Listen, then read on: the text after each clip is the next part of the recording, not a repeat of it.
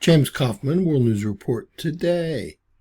It is August 9th, 2025. God bless you and yours, no matter where you are in the world. Please subscribe, give us a thumbs up, ring that bell for critical future updates. Ladies and gentlemen, we've been in a geomagnetic storm and disturbance for about the last 24 to 30 hours. And we're going to take a look at the KP indexes first, really showing us a combination of solar winds and plasma striking Earth at any given 3-hour period of time. Each bar represents a 3-hour period of time.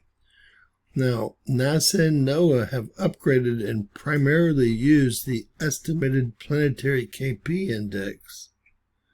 Well, yesterday it showed 6 hours of a G1 geomagnetic storm and 6 hours of a geomagnetic disturbance. However, today, ladies and gentlemen, is shown 15 additional hours of a G1 geomagnetic storm.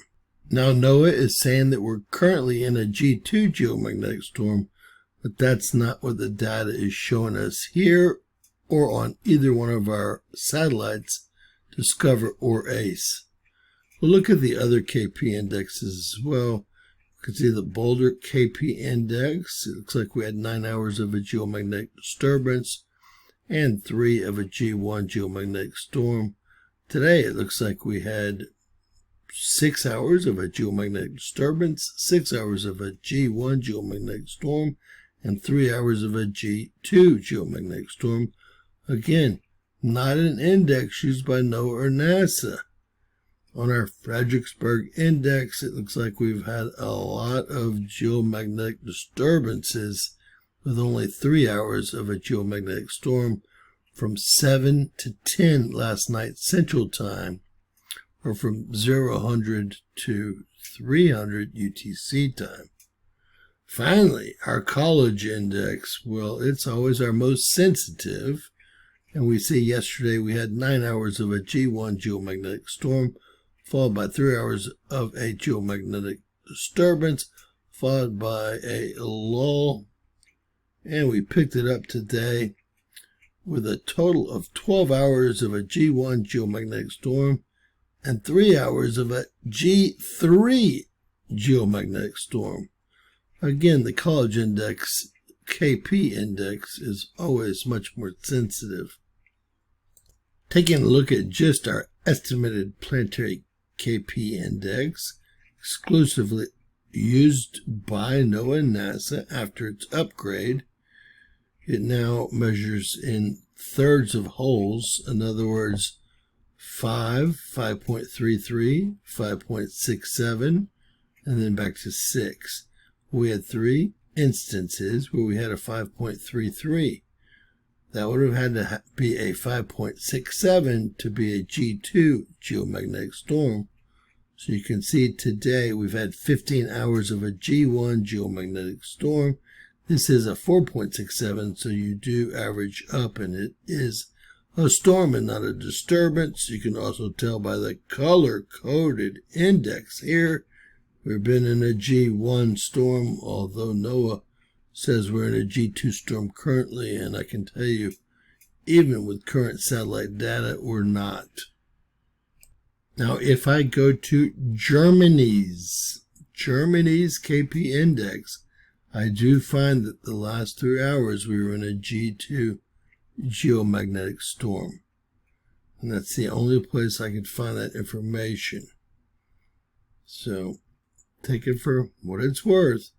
NOAA and NASA are supposed to exclusively use the estimated planetary KP index.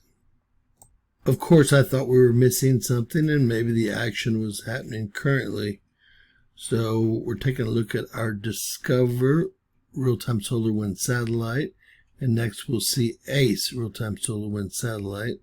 This is the newer of the two, and you can see that plasma has hung out just above 10 centimeters cubed.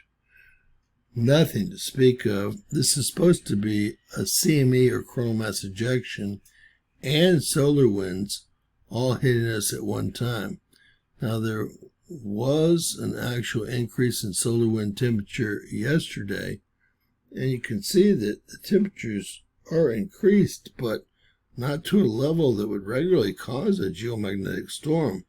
I do see that our shields are down here. This tells me just about anything will cause a geomagnetic storm now, that Earth has no field to protect itself whatsoever.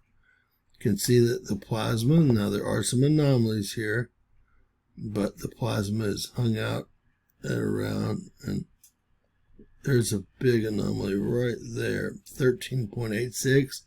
Regularly would never bring you into a G1 geomagnetic storm situation. Here's some additional ones here. See if we can grab one.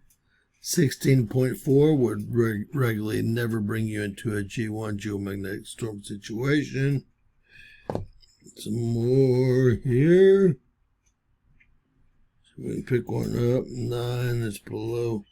There's a 12.72. Again, nothing to speak of. The solar winds are down at 506 kilometers per second, which I find very, very slow based on how mean. There's one instance for 1 minute, you see a 577, but regularly, if we're in a geomagnetic storm, we're looking at solar winds upwards of 600 kilometers per second, period, even for a G1 geomagnetic storm. We can also see our temperature is slightly elevated here, but nothing out of the ordinary. So we have no significant plasma. We have no significant solar winds, but we have been in a geomagnetic storm all day long. Y'all are going to have to explain this one to me. Again, this is our Discover satellite. We'll check our work on ACE. And NASA just dropped the last 3-hour bar here, ending at 1 p.m. Central. It's a G2 geomagnetic storm. The question is how? What's it made up of? Not plasma or solar winds. We just looked at them. There's regularly about a 45-minute delay from the solar winds and plasma hitting our Discover satellite and our ACE satellite. So we should have seen that data on those satellites. We'll take a look at ACE. Absolutely laughable. All right, here are the last several hours of data. Again, a different source, Space Weather Live. You can see that the solar winds never approach 600 kilometers per second. They're currently at 545. And plasma is at 3.23. And I guess it peaked out up here at, let's see if we can grab it, 7.93, actually higher than that, just above 10 here. Nothing that would have brought us into a G2 geomagnetic storm. This is current data up to 1800 UTC time, which is 1 Central Time, 7 minutes ago.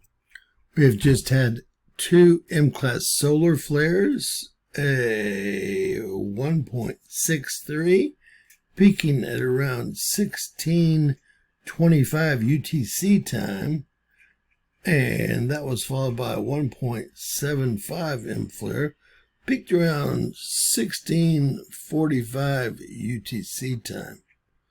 So these just occurred. Those would be about 12:25 Central Time here in the U.S.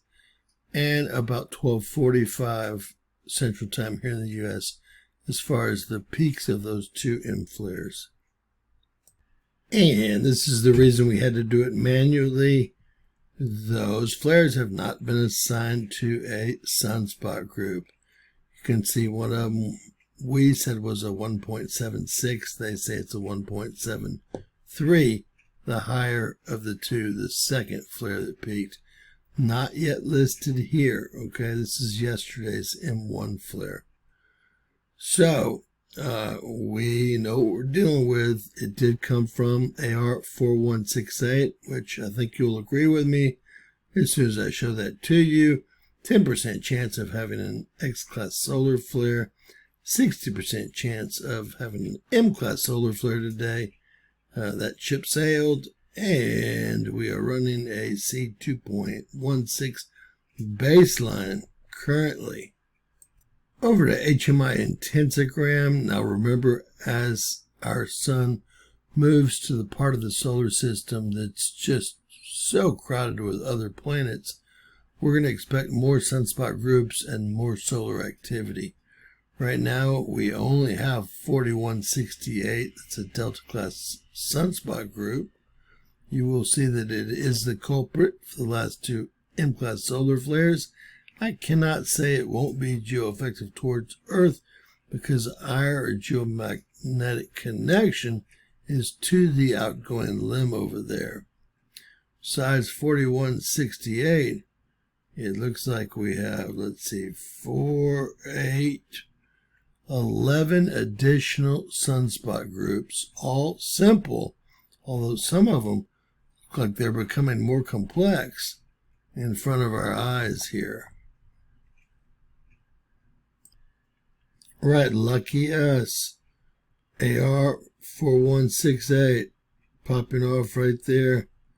We can see the first flare and really the second flare as well. Got lucky there again, right? Just occurred. Look at that coronal hole Earth facing. I think we should be seeing a lot stronger solar winds. I can't believe we're down in the 454 kilometer per second range. All right, taking a look at the backside of our star here. This is going to be the front side of our star, and it's going to be the back side. And we can see we have several sunspot groups. It's like we have 4 total. The red one's hiding right under 008 here.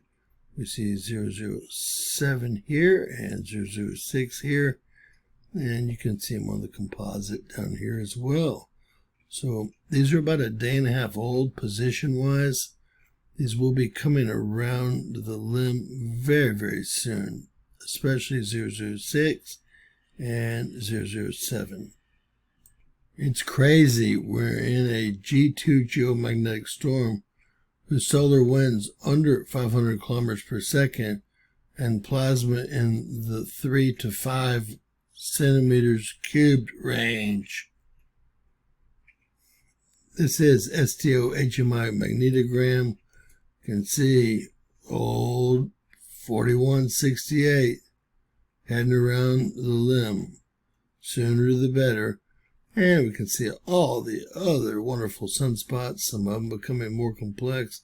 This does look like, right here, negative over positive in the northern hemisphere, which would be a reverse polarity sunspot group right here. So we'll keep an eye on that right there. This was taken at 6:06 this morning. Fairly new. Look at the coronal hole and explain to me how the winds are at 454 kilometers per second. We just checked them. We checked them on Discover. I guess we better check them on ACE. I don't know if we have. We checked them on the German equipment. We will check them on ACE as well. This is Soho 284 angstroms. You can get a real idea of what's going on and a real good look. That's that sunspot I said should be named by late tomorrow. And there goes AR 4168. We can also see we have a coronal hole in the northern hemisphere of our sun currently. All right, pulling up ACE, our older space weather satellite. You can see plasma has been over 10 a few times, but nothing very, very high. It's like it might have reached 20. Should not have caused much havoc Remember, our shields are completely down. We don't have an atmosphere. I guess all of Elon's Starlink rockets took care of that for us. All right, now we do have those solar winds that went up to just under 600 kilometers per second, drop back down here, and they look like they're trying to head back towards the 600 mark here. But remember, 1700 ended right here, and this is the G2 geomagnetic storm area right here and right here. So we are seeing an increase in temperature as those solar winds push towards 600 kilometers per second. And if they continue up, I could definitely make an argument for a G2 geomagnetic storm, maybe even a G3. But thus far, I can't with this data. All right, over to Euphoria, the European Space Agency. They screwed everything up. They've got plasma yesterday hitting almost 40 centimeters cubed here, and today they have it at around 25 centimeters cubed. It's just not happening. And then they have it taking a sharp drop off to about 3 or 4 centimeters cubed, which is happening. They also, undershot solar winds by quite a bit. Looks like they peaked their solar winds out at about 450, which they were about an hour ago, but they've been much higher than that. They've actually been higher than 600 kilometers per second over the last 2 days, just not substantially higher. Whereas we would think that, we could justify a G2 geomagnetic storm. Now, NOAA's expecting this to slow down very quickly. I don't see how. We see that coronal hole will continue to face Earth for several more days, and I will show you all that right now. They're not very worried about these solar winds. I don't think they've seen them this slow, because I know I haven't with a coronal hole that looks like that. Unless it's Memorex, and there's no coronal hole there. And this was the CME created by the flare on the 5th. We know one was lifted on the 5th.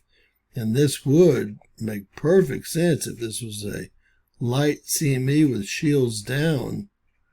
But this makes no sense as this huge coronal hole that's still Earth facing. You can see they're expecting very little action the rest of the day. Nothing for the 10th and 11th. All right, over to our D-Region Absorption Prediction Center, taking a look at those 2 M-class solar flares that just popped off, Earth-facing, basically. We had X-rays hit at, and what did I say, 1625? Let's see how close I got. Boy, that's pretty close. I would say that the peak was around 1621 or 2, probably 1621. The second one I said 1645, another guess. And the peak to that one was around 1641. So fairly close there. You can see the X-rays pounding, the north part of South America, all of Central America and the Caribbean, and a lot of the Gulf Coast of the U.S. as well. Over to the planets today. And we can see our next huge watch date is in or around the 14th, maybe the 15th, perhaps the 14th.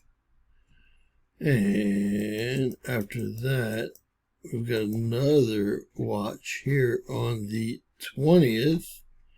Let's see the moon lining up with Mercury, Venus, Jupiter, and, Saturn, Neptune out to the right don't help out at all. So that's what is in store for us. There could definitely be an X flare at any time as Earth transits the busy side of our solar system. Please, guys, share our video. Please help the channel by buying us a cup of coffee or giving us a super thanks or super chat if you can.